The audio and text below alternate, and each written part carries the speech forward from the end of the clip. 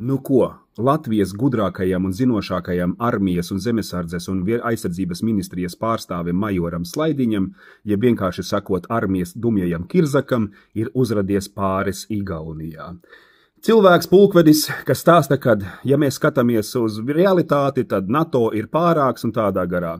Nu, ja mēs skatāmies, pieņemsim, uz Global Firepower, tur varētu tā kā piekrist, jo tehniski mums ir varbūt nedaudz vairāk lidmašīnas un tādā garā, bet, nu, skaitliski karavīru skaits viņiem ir lielāks, un tie 3,5 miljoni, ko uzrāda Global Firepower, varētu būt pat patiesība. Kaut gan 3,5 miljoni es teiktu, ka nebūtu, bet vismaz 2,5 līdz 3 miljoni varētu būt, jo daudzi nezinu, kāpēc joprojām uzskata, ka Krievijas armijas kopējais skaits ir tikai 1,3 miljoni.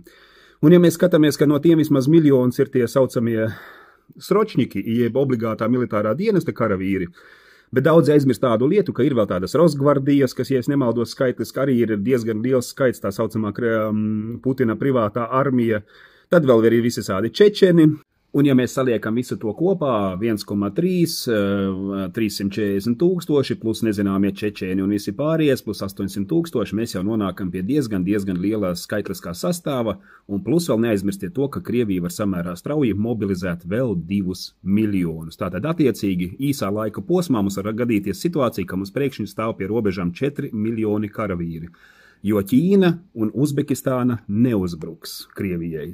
Bet šis viss ir tikai patiesība pie nosacījuma, ja karā piedalās arī ASV. Ja mēs noņemam nost ASV, tad tā situācija ir daudz dramatiskāka.